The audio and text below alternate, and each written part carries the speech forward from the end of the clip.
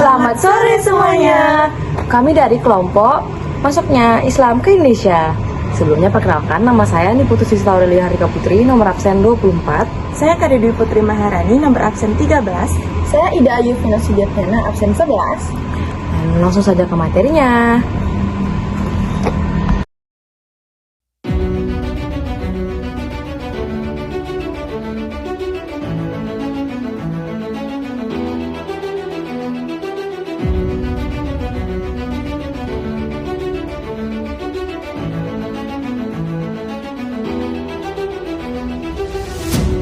Baik, di sini saya akan menjelaskan apa itu agama Islam. Islam merupakan agama monoteistik yang mengajarkan keimanan kepada satu Tuhan, yaitu Allah. Terdapat panduan dalam agama Islam yaitu Al-Quran dan juga Sunnah Nabi Muhammad. Islam memiliki 5 rukun, yaitu syarat, salat, zakat, puasa, dan juga haji. Islam menekankan kepada sikap kepedulian, kejujuran, dan juga tanggung jawab sosial. Baik, materi selanjutnya akan dibacakan oleh Fiona. Nah, selanjutnya saya akan menjelaskan teori-teori masuknya Islam ke Indonesia. Pertama ada teori Gujarat. Teori Gujarat menceritakan bahwa agama Islam masuk ke Indonesia melalui perdagangan India Muslim. Kedua ada teori Persia. Teori Persia ini menceritakan bahwa dibawa oleh Husain Diningrat. Nah, teori Persia ini mengatakan bahwa agama Islam masuk ke Indonesia dari Persia lalu singgah di Gujarat pada abad ke-13 Masehi. Nah, faktanya adalah kesamaan budaya Indonesia dengan budaya Persia. Ketiga ada teori Mekah. Nah, teori Arab atau sekarang disebut dengan Mekah ini mengatakan bahwa agama Islam yang masuk ke Indonesia dibawa langsung oleh Arab Saudi. Keempat ada teori Tiongkok. Nah, teori Tiongkok ini mengatakan bahwa agama Islam dibawa oleh perantau Tiongkok. Nah, dia mengatakan bahwa orang Tiongkok sudah ada sejak abad pertama Hijriah. Nah, dari teori-teori tersebut bisa ditemukannya bukti artefaktual maksudnya agama Islam ke Indonesia yang diperkirakan pada abad ke-11 Masehi. Dengan ditemukannya peninggalan tertua agama Islam yang berupa makam Fatimah binti Mainun di lereng Gresik pada abad 1082 Masehi. Nah, sekarang di sini saya akan menjelaskan mengenai proses persebaran agama Islam Indonesia.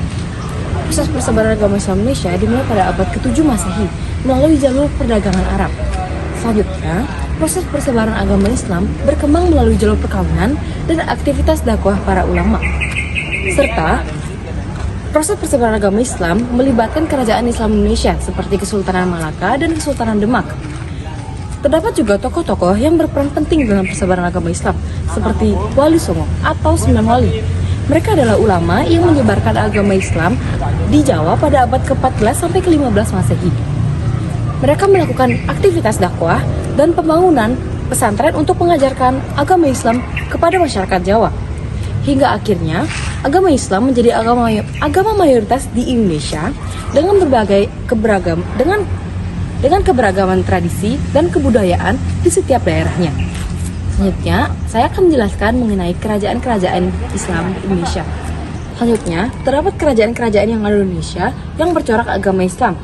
Beberapa kerajaan Islam tertua di tanah air menjadi bukti jejak peninggalan Islam dan masih bisa disaksikan hingga hari ini. Di antaranya ialah Kerajaan Perlak pada abad 840 sampai 1292. Selanjutnya ada Kerajaan Ternate pada abad 1257. Selanjutnya ada Kerajaan Samudra Pasai pada abad 1267 sampai 1521. Lalu ada Kerajaan Goa pada abad 1300 sampai abad 1945. Lalu selanjutnya ada Kesultanan Malaka pada abad 1405 sampai 1511. Selanjutnya ada Kerajaan Islam Cirebon pada abad 1430 sampai 1677. Selanjutnya ada Kerajaan Demak pada abad 1478 sampai 1554. Selanjutnya ada juga Kerajaan Islam Banten pada abad 1526 sampai 1813. Selanjutnya ada Kerajaan Pajang yang berdiri pada abad 1568 sampai 1586. Dan yang terakhir ada Kerajaan Mataram Islam yang berdiri pada tahun 1588 sampai 1680. Baik, sekian dari pembawaan materi materi dari kami tutup dengan Selamat sore. dadah.